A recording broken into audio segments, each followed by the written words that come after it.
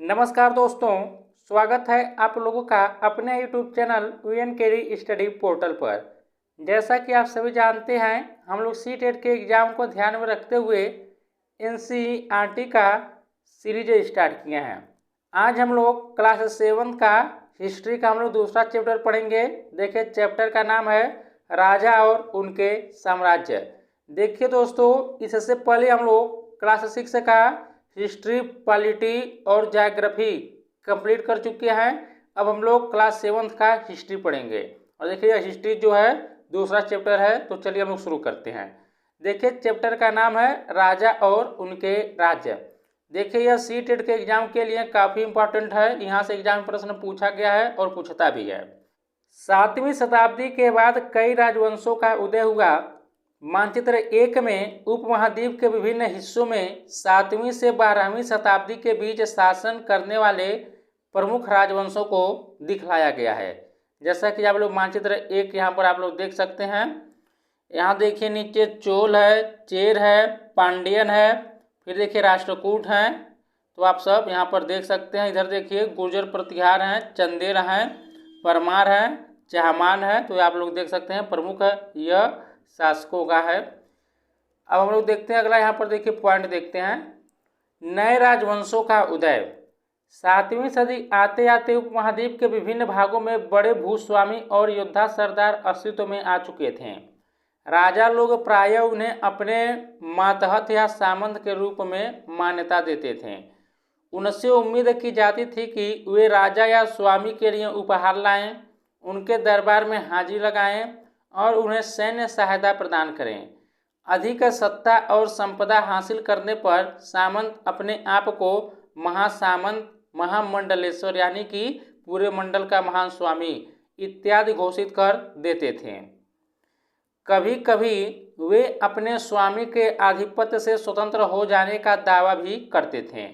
इस तरह का एक उदाहरण दक्कन में राष्ट्रकूटों का था। शुरुआत में वे कर्नाटक के चालुक्य राजाओं के अधीनस्थ थे। तो याद रखिएगा। देखिए दोस्तों, सी-टेट में एनसीईआरटी के कहाँ से लोग प्रश्न बना देते हैं, इसलिए आप लोग इन लाइनों को ध्यान से देखिए। तो देखिए, लाइन इंपॉर्टेंट है। इस तरह का एक उदाहरण देखिए दक्कन में राष्ट्रकूटों का था। शुरुआत में वे कर्नाटक के चालुक्य राजाओं के अधीनस्थ थे। 8वीं सदी के मध्य में एक राष्ट्रकूट प्रधान दंती दुर्ग ने अपने चालुक्य स्वामी की अधीनता से इनकार कर दिया, उसे हराया और हिरण्यगर्भ, यानी देखिए इसका जो शाब्दिक अर्थ होता है सोने का गर्भ होता है, नामक एक अनुष्ठान किया। तो देखिए एग्जाम पूछ सकता है कि हिरण्यगर्भ जो है नामक अनुष्ठान किसने किया। तो आप लोग याद रखिएगा, राष्ट्रकूट प्रधान दंती दुर्ग। जब यह अनुष्ठान ब्राह्मणों की सहायता से संपन्न किया जाता था तो यह माना जाता था कि इससे याजक जन्मना क्षत्रिय न होते हुए भी क्षत्रिय के रूप में दोबारा क्षत्रित्व प्राप्त कर लेगा। कुछ अन्य उदाहरणों में उद्यमी परिवारों के पुरुषों ने अपनी राजशाही कायम करने के लिए सैन्य कौशल का इस्तेमाल किया। मिसाल के तौर पर कदम्ब, मयूर शर्मण और गुर्जर प्रतिहार हरिश्चंद्र ब्राह्मण थे जिन्होंने अपने परंपरागत पेशे को छोड़कर शास्त्र को अपना लिया और क्रमशः कर्नाटक और राजस्थान में अपने राज्य सफलतापूर्वक स्थापित किए। तो यहाँ पर देख सकते हैं, इस लाइन पर बार हम और रिपीट कर देते हैं, एग्जाम में यहाँ से प्रश्न पूछा गया है। देखिए लिखा है कि कदम्ब, मयूर शर्मण और गुर्जर प्रतिहार हरिश्चंद्र ब्राह्मण थे जिन्होंने अपने परंपरागत पेशे को छोड़कर शस्त्र को अपना लिया और क्रमशः कर्नाटक और राजस्थान में अपने राज्य सफलतापूर्वक स्थापित किए। तो यहाँ पर देख सकते हैं आप लोगों को एक चित्र दिखाई दे रहा होगा। इस चित्र को देखिए। देखिए, यह जो है एलोरा की गुफा 15 का भित्ति चित्र है जिसमें विष्णु को नरसिंह अर्थात पुरुष सिंह के रूप में दिखलाया गया है। यह जो है राष्ट्रकूट काल की कृति है, इसे भी आप लोग याद रखिएगा। और आगे बढ़ते हैं। राज्यों में प्रशासन। इन नए राजाओं में से कईयों ने महाराजा धीराज यानी राजाओं के राजा, त्रिभुवन चक्रवर्ती यानी कि 3 भुवनों का स्वामी और इसी तरह की अन्य भारी भरकम उपाधियां धारण की। लेकिन इस तरह के दावे के बावजूद वे अपने सामंतों और साथ ही साथ किसान, व्यापारी तथा ब्राह्मणों के संगठनों के साथ अपनी सत्ता की साझेदारी करते थे। इन सभी राज्यों में उत्पादकों अर्थात किसानों, पशुपालकों, कारीगरों से संसाधन इकट्ठे किए जाते थे। इनको अक्सर अपने उत्पादों का एक हिस्सा त्यागने के लिए मनाया या बाध्य किया जाता था। कभी कभी इस हिस्से को लगान मानकर वसूला जाता था, क्योंकि प्राप्त करने वाला भूस्वामी होने का दावा करता था। राजस्व व्यापारियों से भी लिया जाता था। याद रखिएगा, राजस्व जो था वह व्यापारियों से भी लिया जाता था। ये संसाधन राजा की व्यवस्था का वित्तीय आधार बनते थे। साथ ही मंदिरों और दुर्गों के निर्माण में भी इस्तेमाल होते थे। संसाधन उन युद्धों को लड़ने में भी इस्तेमाल होते थे जिनसे लूट की शक्ल में धन मिलने की तथा जमीन और व्यापारिक मार्गों के प्रयोग की संभावनाएं बनती थी। राजस्व वसूली के लिए पदाधिकारियों की नियुक्ति सामान्यतः प्रभावशाली परिवारों के बीच से ही की जाती थी और प्रायः वंशानुगत होती थी। सेना में भी ऐसा ही होता था। कई बार राजा के निकट संबंधी ही इन ओहदों पर होते थे। यहाँ पर देखते हैं हम लोग, ऊपर एक इम्पोर्टेंट करके दिया, इसको देखते हैं। 400 कर। तमिलनाडु में शासन करने वाले चोल वंश के अभिलेखों में विभिन्न किस्म के करों के लिए 400 से ज़्यादा सूचक शब्द मिलते हैं। सबसे अधिक उल्लिखित कर है वेट्टी। याद रखिएगा, ये एग्जाम में पूछा गया वेट्टी के बारे में। वेट्टी जो नकद की बजाय जबरन श्रम के रूप में लिया जाता था। याद रखिएगा, जो वेट्टी कर होता था वह नकद की बजाय जबरन श्रम के रूप में लिया जाता था। यानी जबरन श्रम और कदमाई यानी कि भू राजस्व थे। तो याद रखिएगा, जबरन श्रम और कदमाई यानी कि भू राजस्व थे। मकान पर छाजन डालने पर लगने वाला कर, खजूर या ताड़ के पेड़ पर चढ़ने के लिए सीढ़ी के इस्तेमाल पर लगने वाला कर, पारिवारिक संपत्ति का उत्तराधिकार हासिल करने के लिए लगने वाले कर इत्यादि का भी उल्लेख मिलता है। तो बस आप लोग वेट्टी के बारे में याद रखिएगा। जो वेट्टी होता था वह नगद की बजाय जबरन श्रम के रूप में लिया जाता था। इसे आप लोग याद रखिएगा। आगे बढ़ते हैं हम लोग, प्रशस्तियाँ और भूमि अनुदान। प्रशस्तियों में ऐसे ब्यौरे होते हैं जो शब्दशः सत्य नहीं भी हो सकते, लेकिन ये प्रशस्तियाँ हमें बताते हैं कि शासक खुद को कैसा दर्शाना चाहते थे। मिसाल के लिए शूरवीर विजयी योद्धा के रूप में ये विद्वान ब्राह्मणों द्वारा रची गई थी, जो अक्सर प्रशासन में मदद करते थे। देखिए दोस्तों, एनसीईआरटी का एक एक लाइन सीटेट के एग्जाम के लिए बहुत ही इंपॉर्टेंट होता है, इसलिए आप लोग इसको ध्यान से देखिए। आगे हम लोग बढ़ते हैं। राजा लोग प्रायः ब्राह्मणों को भूमि अनुदान से पुरस्कृत करते थे। ये ताम्र पत्रों पर अभिलिखित होते थे जो भूमि पाने वाले को दिए जाते थे। तो नीचे आप लोग देख सकते हैं, यही जो है ताम्र पत्र आप लोग देख सकते हैं। हम लोग ऊपर देखते हैं, देखिए कुछ इंपॉर्टेंट करके इसको देख लेते हैं। देखिए यहाँ पर लिखा है कि नागभट्ट की उपलब्धियाँ। कई शासकों ने प्रशस्तियों में अपनी उपलब्धियों का बखान किया है। यानी कि आपने पिछले साल गुप्त शासक समुद्रगुप्त की प्रशस्ति के बारे में हम लोग पढ़ चुके हैं क्लास 6 वाले एनसीईआरटी में। संस्कृत में लिखी गई ग्वालियर जो मध्य प्रदेश में पाई गई एक प्रशस्ति में प्रतिहार नरेश नागभट्ट के कामों का वर्णन इस प्रकार किया गया है। तो याद रखिएगा, जो ग्वालियर में पाई गई एक प्रशस्ति उसमें जो है प्रतिहार नरेश नागभट्ट के कामों का वर्णन मिलता है। अब हम लोग आगे बढ़ते हैं। देखिए आगे वाला उतना इम्पोर्टेंट नहीं है, आगे बढ़ते हैं। देखिए आपको दूसरा चित्र जो दिखाई दे रहा होगा, यह देखिए, यह थोड़ा संस्कृत और थोड़ा तमिल में लिखा हुआ ताम्रपत्रों का एक संग्रह है, जिसमें 9वीं सदी में एक शासक के द्वारा दिए गए भूमि अनुदान का उल्लेख है। जिन कड़ियों से ये पत्र जुड़े हुए हैं उन पर राजसी मुहर लगी है, जो यह बतलाने के लिए है कि यह एक प्रामाणिक दस्तावेज। जैसे देख सकते हैं आप लोग, यह एक मुहर इसमें आपको दिखाई दे रही होगी, राज की मुहर है, और बाकी यह ताम्र पत्रों पर लिखी हुई आप लोग को अक्षर दिखाई दे रहे होंगे। आगे बढ़ते हैं हम लोग। अब यहाँ पर देखिए लिखा है कि भूमि के साथ साथ क्या दिया जाता था। यह चोलों के द्वारा दिए गए एक भूमि अनुदान के तमिल भाग का एक अंश है। हमने मिट्टी की मेड़े बनाकर साथ ही कांटेदार झाड़ियाँ लगाकर भूमि की सीमाओं को चिन्हित कर दिया है। इस भूमि पर ये चीज़ें हैं: फलदार वृक्ष, पानी, भूमि, बगीचे और फलोद्यान, पेड़, कुएं, खुली जगह, चरागाह, एक गांव, बावी, चबूतरे, नहरें, खाइयाँ, नदियाँ, दलदली जमीन, हौज, अन्नागार, मछलियों के तालाब, मधुमक्खियों के छत्ते और गहरी झीलें। जिसे यह भूमि मिलती है वह इससे कर वसूली कर सकता है। वह न्यायाधिकारियों द्वारा जुर्माने के तौर पर लगाए गए कर वसूल कर सकता है। पान के पत्तों पर लगने वाला कर, बुने हुए कपड़ों पर लगने वाला कर, साथ ही साथ वाहनों पर लगने वाला कर वसूल सकता है। वह पक्की ईंटों के बने ऊपरी माले पर बड़े कमरे बनवा सकता है, बड़े और छोटे कुएं खुदवा सकता है, पेड़ और कांटेदार झाड़ियां लगवा सकता है, जरूरी हो तो सिंचाई के लिए नहर बनवा सकता है। उसे यह सुनिश्चित करना चाहिए कि पानी बर्बाद न हो और तटबंधों का निर्माण हो। आगे बढ़ते हैं हम लोग। 12वीं शताब्दी में एक बृहद संस्कृत काव्य भी रचा गया, जिसमें कश्मीर पर शासन करने वाले राजाओं का इतिहास दर्ज है। इसे कल्हड़ नामक एक रचनाकार द्वारा रचा गया। देखिए दोस्तों, यह एग्जाम में पूछा गया प्रश्न है। देखिए यही पूछ लेगा कि जो कल्हड़ जो है, यहाँ पर देखिए जो कल्हड़ नामक जो रचनाकार हैं उन्होंने क्या लिखा है, किसके बारे में, तो देखिए वह कश्मीर के बारे में अपने काव्य में लिखा है। देखिए उसका नाम राजतरंगिणी, इसे भी आप लोग याद रखिएगा। कल्हड़ ने अपना वृत्तांत लिखने के लिए शिलालेखों, दस्तावेजों, प्रत्यक्षदर्शियों के वर्णनों और पहले के इतिहासों समेत अनेक तरह के स्रोतों का इस्तेमाल किया। प्रशस्तियों के लेखकों से भिन्न वह अक्सर शासकों और उनकी नीतियों के बारे में आलोचनात्मक रुख दिखलाता है, इसलिए 12वीं सदी के लिए यह असाधारण ग्रंथ था। आगे बढ़ते हम लोग। अगला पॉइंट है कि धन के लिए युद्ध। आपने यह गौर किया होगा कि इनमें से प्रत्येक शासक राजवंश का आधार कोई क्षेत्र विशेष था। वे दूसरे क्षेत्रों पर भी नियंत्रण करने का प्रयास करते थे। एक विशेष रूप से वांछनीय क्षेत्र था गंगा घाटी में कन्नौज नगर।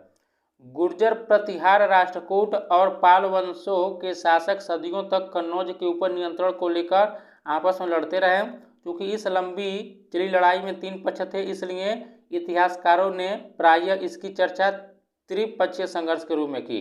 अब एग्जाम में पूछ लेगा कि त्रिपक्षीय संघर्ष क्या है, तो याद रखिएगा जो गुर्जर प्रतिहार, राष्ट्रकूट और पाल वंश, इन्हीं को जो है त्रिपक्षीय संघर्ष कहा गया है। शासकों ने बड़े मंदिरों का निर्माण करवाकर भी अपनी सत्ता और संसाधनों का प्रदर्शन करने का प्रयास किया। इसलिए जब वे एक दूसरे के राज्यों पर आक्रमण करते थे तो मंदिरों को भी अपना निशाना बनाते थे, जो कभी कभी बहुत अधिक संपन्न होते थे। अफगानिस्तान के गजनी का महमूद ऐसा ही एक शासक है। उसने धार्मिक पूर्वाग्रह से प्रेरित हो उपमहाद्वीप पर 17 बार, देखिए 1000 से लेकर 1025 ईस्वी तक हमला किया। उसका निशाना थे संपन्न मंदिर, जिनमें गुजरात का सोमनाथ मंदिर भी शामिल था। देखो दोस्तों, जो महमूद गजनवी था वह सोमनाथ मंदिर को लूट कर ले गया था। यहाँ से जितने भी खजाने हैं सब लूट कर ले गया था। और देखिए 1000 से 1025 तक 17 बार उसने भारत पर आक्रमण किया था। महमूद जो धन उठा ले गया उसका बहुत बड़ा हिस्सा गजनी में एक वैभवशाली राजधानी के निर्माण में खर्च हुआ। युद्ध करने वाले दूसरे राजाओं में चहमान भी थे, जो बाद में चौहान के रूप में जाने गए। वे दिल्ली और अजमेर के आसपास के क्षेत्र पर शासन करते थे। देखिए एग्जाम पूछ सकता है कि जो चौहान शासक थे वह कहाँ शासन करते थे, तो दिल्ली और अजमेर के आसपास के क्षेत्र पर शासन करते थे। उन्होंने पश्चिम और पूर्व की ओर अपने नियंत्रण क्षेत्र का विस्तार करना चाहा, जहां उन्हें गुजरात के चालुक्यों और पश्चिमी उत्तर प्रदेश के गढ़वालों से टक्कर लेनी पड़ी। चाहमान शासक पृथ्वीराज तृतीय, जिसने सुल्तान मोहम्मद गोरी नामक अफगान शासक को 1191 में हराया, लेकिन दूसरे साल 1192 में उसके हाथों हार गया। तो देखिए तराइन का प्रथम युद्ध है 1191 वाला, और तराइन का द्वितीय युद्ध है 1192 वाला। आगे बढ़ते हैं हम लोग। चोल राज्य नज़दीक से एक नज़र। उरैयूर से तंजावुर तक चोल वंश सत्ता में कैसे आया। देखिए कावेरी डेल्टा में मुट्टरियार नाम से प्रसिद्ध एक छोटे से मुखिया परिवार की सत्ता थी। वे कांचीपुरम के पल्लव राजाओं के मातहत थे। उरैयार के चोल वंशीय प्राचीन मुखिया परिवार के विजयालय ने 9वीं सदी के मध्य में मुट्टरियारों को हराकर इस डेल्टा पर कब्जा जमाया। उसने वहां तंजावुर शहर और निशुंभसूदिनी देवी का मंदिर बनवाया। तो आप लोग यह देख सकते हैं। देखिए यह कदम का शासक काल देख सकते हैं, काकतीय, कल्याणी, वेंगी, चोल देख सकते हैं आप लोग। विजयालय के उत्तराधिकारियों ने पड़ोसी इलाकों को जीता और उसका राज्य अपने क्षेत्रफल तथा शक्ति दोनों रूपों में बढ़ता गया। दक्षिण और उत्तर के पांड्यन और पल्लव के इलाके इस राज्य का हिस्सा बना लिए गए। राजराज प्रथम, जो सबसे शक्तिशाली चोल शासक माना जाता है, 985 में राजा बना और उसी ने इनमें से ज़्यादातर क्षेत्रों पर अपने नियंत्रण का विस्तार किया। उसने साम्राज्य के प्रशासन का भी पुनर्गठन किया। राजराज के पुत्र राजेंद्र प्रथम ने उसकी नीतियों को जारी रखा और उसने गंगा घाटी, श्रीलंका तथा दक्षिण पूर्व एशिया के देशों पर हमला भी किया। इन अभियानों के लिए उसने एक जल सेना भी बनाई। अगला पॉइंट देखते हैं हम लोग, भव्य मंदिर और कांस्य मूर्ति कला। राजराज और राजेंद्र प्रथम द्वारा बनवाए गए तंजावुर और गंगई कोंड चोलपुरम के बड़े मंदिर स्थापत्य और मूर्तिकला की दृष्टि से एक चमत्कार है। याद रखिएगा, देखिए राज के द्वारा जो बनवाया गया है वह तंजावुर, और देखिए राजेंद्र प्रथम के द्वारा गंगई कोंड चोलपुरम के बड़े मंदिरों को जो है स्थापित किया गया है। तो देख सकते हैं आप लोग, इस मंदिर को देख सकते हैं। देखिए यह गंगई कोंड चोलपुरम का मंदिर है। छत जिस तरह से क्रमशः पतली होती गई है उस पर गौर करें। बाहरी दीवारों को सजाने के लिए पत्थर की जो प्रतिमाएं अलंकृत की गई हैं उन्हें देखिए। तो देख सकते हैं आप लोग, जैसे जैसे ऊपर गया वैसे वैसे पतला होता गया है। चोल मंदिर अक्सर अपने आसपास विकसित होने वाली बस्तियों के केंद्र बन गए हैं। ये शिल्प उत्पादन के केंद्र थे। ये मंदिर शासकों और अन्य लोगों द्वारा दी गई भूमि से भी संपन्न हो गए थे। इस भूमि की उपज उन सारे विशेषज्ञों का निर्वाह करने में खर्च होती थी जो मंदिर के आसपास रहते और उसके लिए काम करते थे। पुरोहित, मालाकार, बावर्ची, मेहतर, संगीतकार, नर्तक इत्यादि। दूसरे शब्दों में मंदिर सिर्फ पूजा आराधना के स्थान नहीं थे, वे आर्थिक, सामाजिक और सांस्कृतिक जीवन के केंद्र भी थे। मंदिर के साथ जुड़े हुए शिल्पों में सबसे विशिष्ट था कांस्य प्रतिमाएं बनाने का काम। चोल कांस्य प्रतिमाएं संसार की सबसे उत्कृष्ट कांस्य प्रतिमाओं में गिनी जाती है।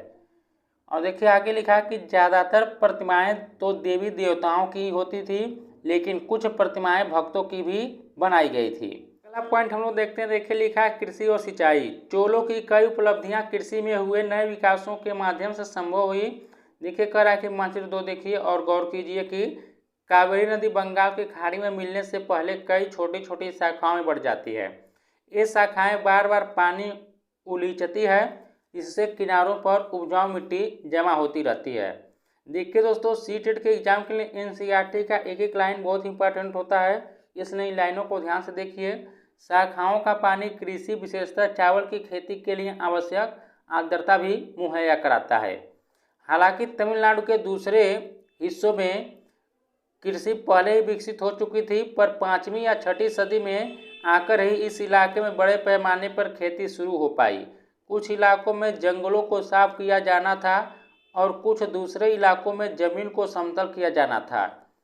डेल्टा क्षेत्रों में बाढ़ को रोकने के लिए तटबंध बनाए जाने थे और पानी को खेतों तक ले जाने के लिए नहरों का निर्माण होना था। कई क्षेत्रों में एक साल में 2 फसलें उगाई जाती थीं।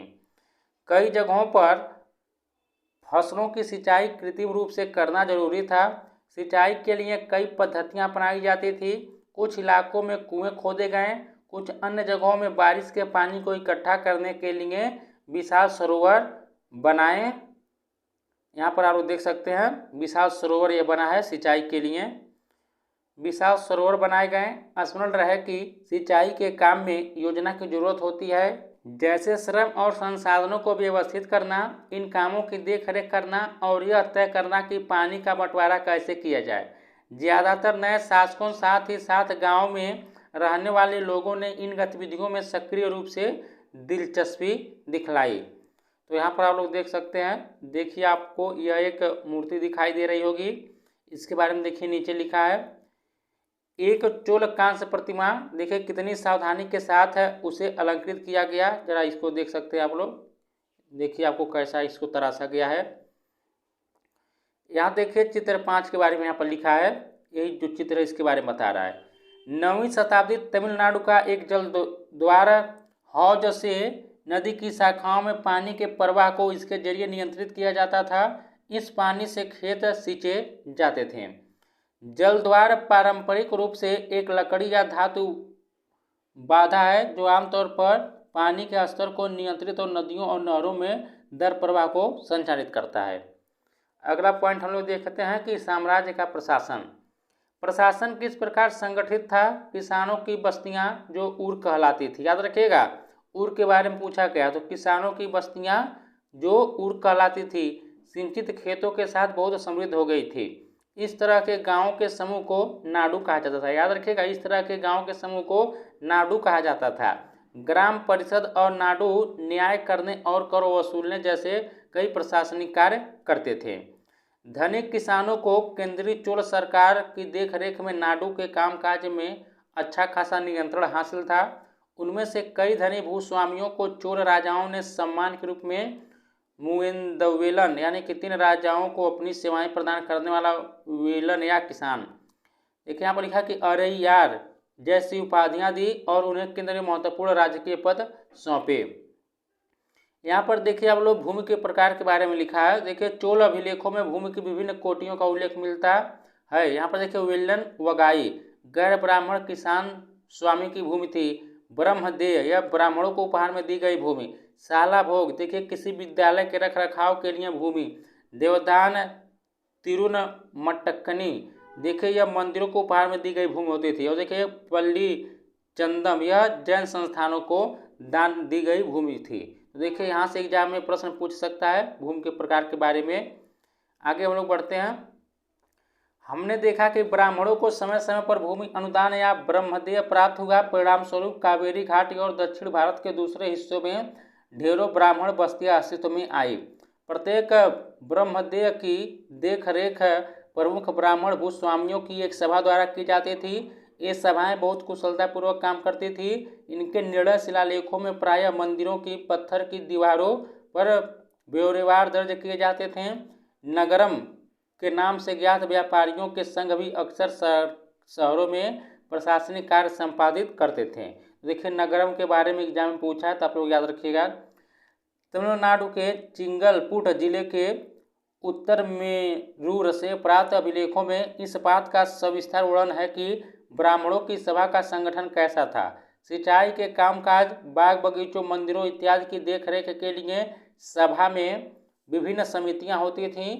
इनमें सदस्यता के लिए जो लोग योग्य होते थे उनके नाम तालपत्र के छोटे टिकटों पर लिखे जाते थे और मिट्टी के बर्तन में रख दिए जाते थे। और किसी छोटे लड़के को हर समिति के लिए एक के बाद एक टिकट निकालने के लिए कहा जाता था। यहाँ पर देखिए आप लोग लिखा है, इसको हम लोग देख लेते हैं। यह देखिए अभिलेख और लिखित सामग्री है। तो देखिए यह यहाँ से एग्जाम में पूछेगा नहीं, यह कोई कहानी दिया है, इसके बारे में आगे हम लोग बढ़ते हैं। तो देखिए दोस्तों अब यह चैप्टर खत्म हो चुका है। तो यदि आप लोगों को यह वीडियो अच्छा लगा है तो प्लीज़ वीडियो को लाइक कीजिएगा, शेयर कीजिएगा और साथ ही दोस्तों चैनल को भी सब्सक्राइब कीजिएगा। अब मिलते हैं हम लोग अगले अध्याय में, तब तक के लिए नमस्कार, जय हिंद, जय भारत।